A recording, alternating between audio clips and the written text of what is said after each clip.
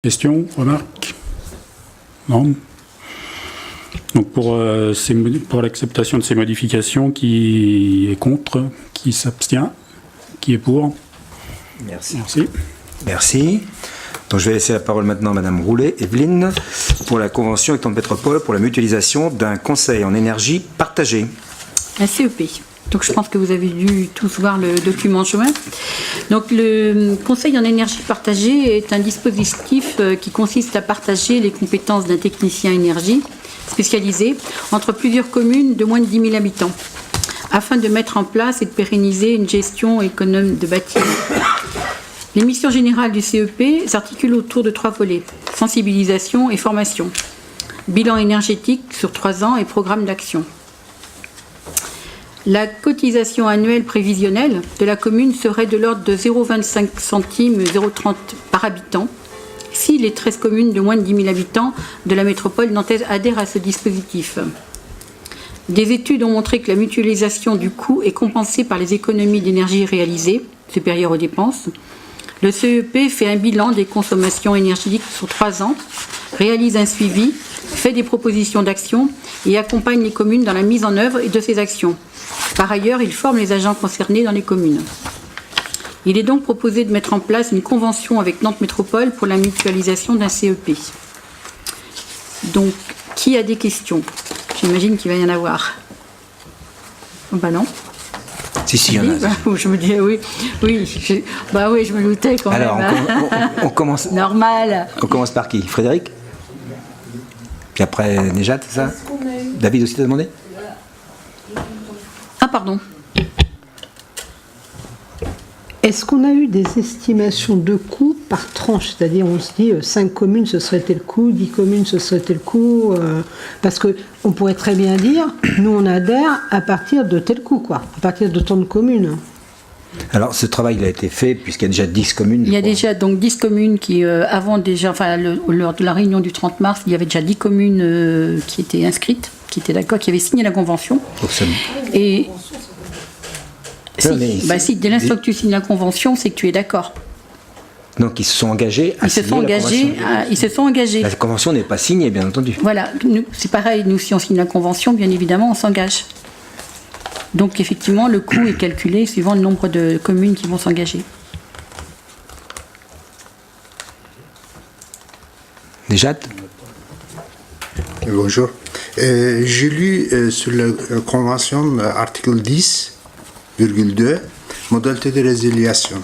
La convention peut être résiliée par la commune si Nantes Métropole ne respecte pas ses obligations, un mois après qu'elle ait été mise en demeure par écrit dit de s'y conformer. Et en bas, en rajoutant, en cas de résiliation de cette convention par la commune, cette dernière devra malgré tout s'acquitter des sommes dues pour la durée restante de la convention. Donc, je m'interroge parce que si Nantes Métropole ne respecte pas ses obligations, pourquoi on devrait payer jusqu'à la fin de engagement? C'est que c'est en cas de résiliation de cette convention par la commune.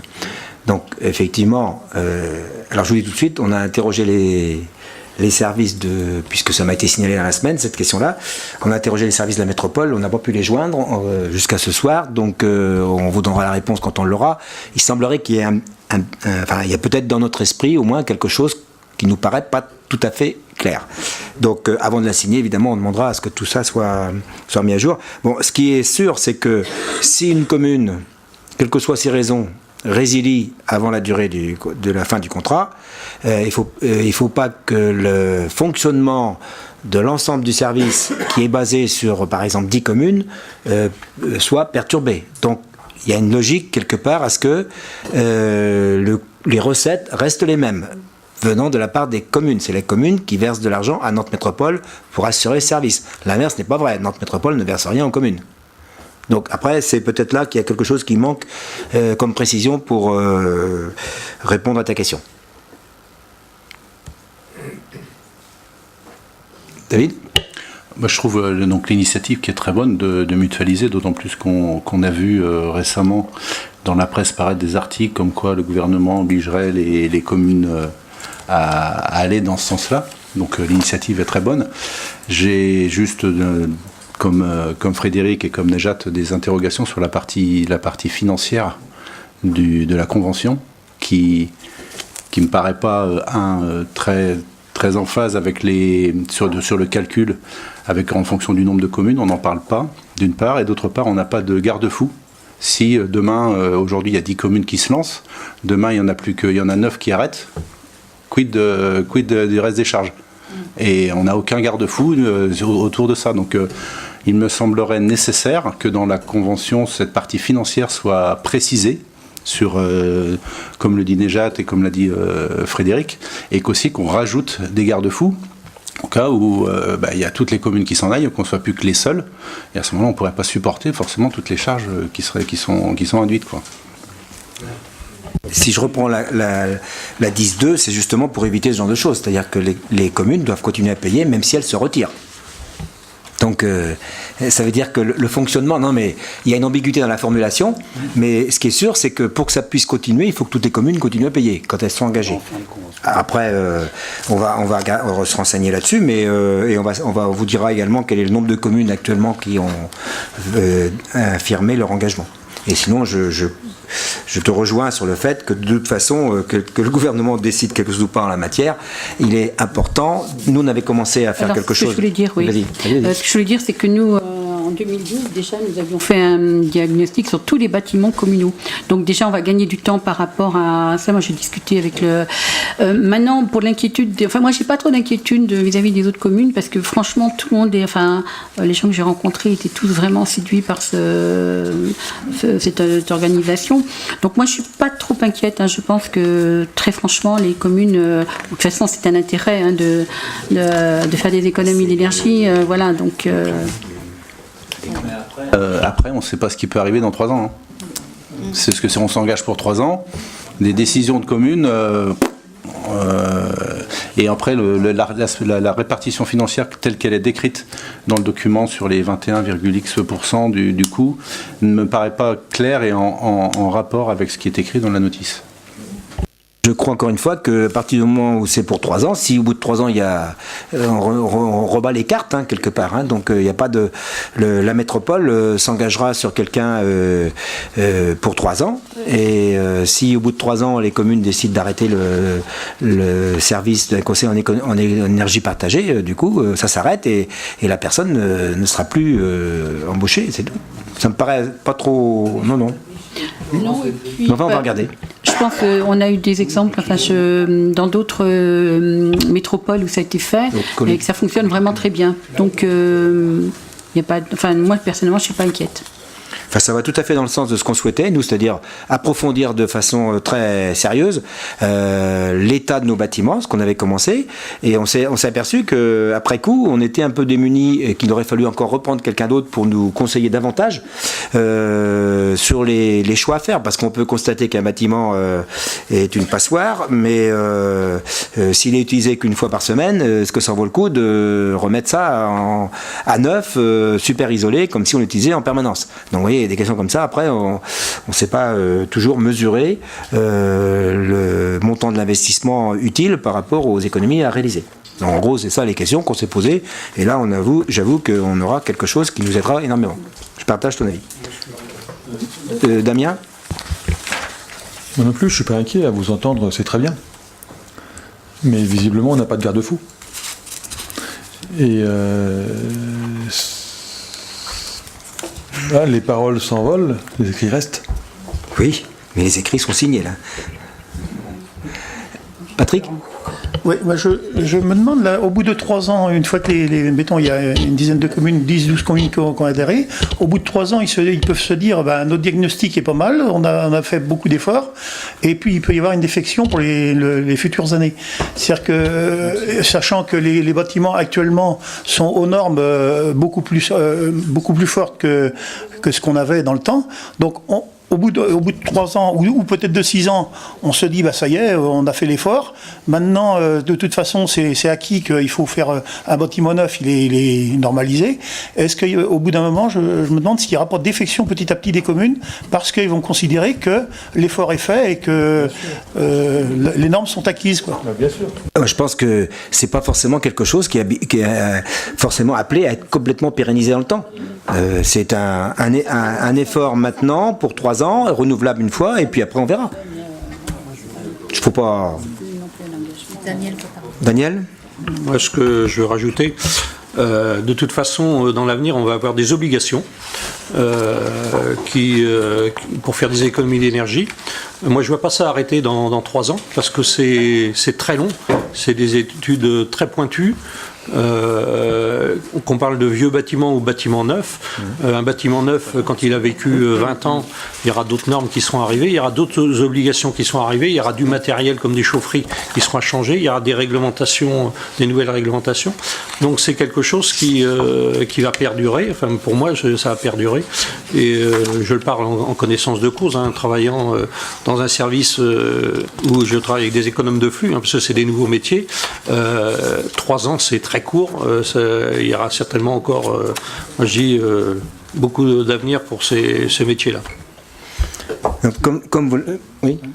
Vas-y, que complète. Juste pour dire aussi, c'est pas que sur le bâtiment existant, il est aussi, le CEP va être conseil aussi pour la construction des nouveaux bâtiments, donner des orientations qu'il peut y avoir pour les nouveaux bâtiments et nous aider à les faire le plus économe possible.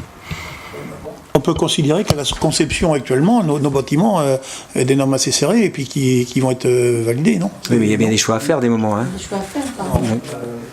Moi, aujourd'hui, les architectes, les bureaux des fluides ne sont encore pas assez sensibilisés sur le sujet des économies d'énergie. Faut être très pointu et faut être très exigeant pour avoir des résultats. Voir quelqu'un qui travaille en amont d'un projet, enfin qui sera associé sur une Partir de diagnostic qui est en partie fait chez nous, et puis proposition, conseil, et il répondra à nos questions sur le sujet. Par rapport à la durée de convention, là, je rappelle que dans l'article 9, il est bien écrit qu'un renouvellement de 3 ans sera étudié en comité de pilotage l'année 3. Ce qui veut dire que la commune sera libre, c'est marqué, elle sera libre de renouveler sa convention pour une nouvelle période de 3 ans ou de mettre fin au service du conseil en énergie partagée. Donc voilà, c'est possible, c'est clairement expliqué. Après, le service fourni par notre métropole sera adapté, effectivement. Voilà. Damien. Par la commune, alors, la convention peut être résiliée par la commune si notre métropole ne respecte pas ses obligations 1 mois après qu'elle ait été mise en demeure par écrit de s'y conformer. Si on regarde les obligations de la métropole, à aucun moment il y a un engagement financier. On ne sait pas ce que ça nous coûte, en fait. 50% par l'ADEME et le reste est partagé entre oui, mais 50% de quoi et 50% de quoi et combien, quelle année, chaque année? C'est marqué, le conseil, un équivalent temps plein, enfin, tout est détaillé. Hein. Nous, ça nous fera environ de l'ordre de 2000 € par an. Non. Excuse-moi, mais les engagements de la commune, dans l'article 3, il n'y a pas marqué les coûts. Donc si tu en rajoutes, il dépend du nombre de communes. Tu mets que c'est les coûts et modalités de cotisation, certes, mais ils peuvent très bien en rajouter du coup après. On n'en sait rien, en fait. On ne saura pas s'ils rajoutent des choses. Et quel coût tu veux rajouter? C'est un emploi, c'est tout. C'est marqué un emploi. Moi, j'en sais rien. Non, mais c'est écrit un emploi, c'est tout. Evelyne, tu veux rajouter quelque chose? Oui, très bon. Non, tu dis pas une connerie, mais un peu quand même, quoi. Je veux dire.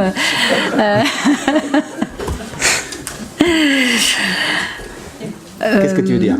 Du coup, je n'ose plus trop le dire, donc. Non, enfin, moi, personnellement, je comprends pas ton inquiétude. Effectivement, l'ADEME participe et 50%, etc. Donc, d'une part, l'engagement financier pour nous entre guillemets, il n'est que, mais c'est toujours de trop, mais de 2000 à 2500 par an. Donc effectivement, c'est toujours de trop, c'est toujours une somme. Mais c'est pas non plus un enjeu financier très très important. Alors, c'est pas à la... Si 7. Oui, dans. Oui, non, c'est là.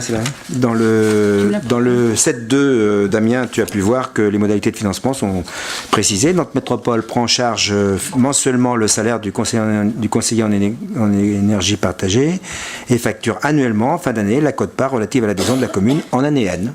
Donc, ça me paraît assez clair. Hein, je vois pas, il n'y a pas d'embrouille. Pour moi, je suis assez confiant. C'est comment dire, détaillé sur annexe 2, annexe financière.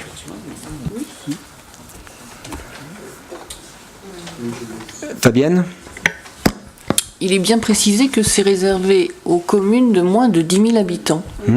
Donc il y en a combien sur la... 13, c'est marqué. Il l'a dit. Excusez-moi. Mais c'est proposé aux services aux communes de moins de 10 000 parce que les services de plus de 10 000, déjà, les suivantes, ça passe tout de suite à des 15 000, etc. Et eux, ils ont les capacités d'avoir un service pour s'organiser.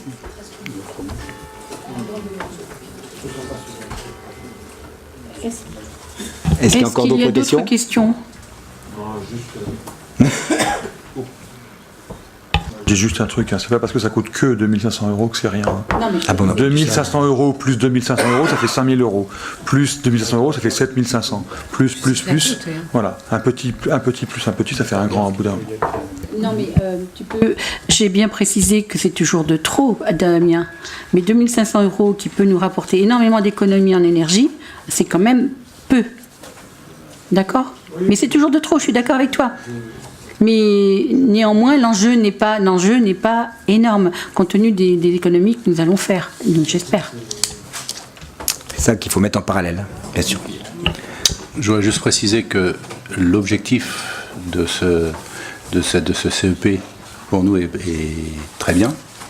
Il y a juste notre préoccupation, c'est sur la modalité d'application, la partie financière et le manque de garde-fou de la Convention qui nous pose problème. Et c'est pour ça que qu'on votera contre.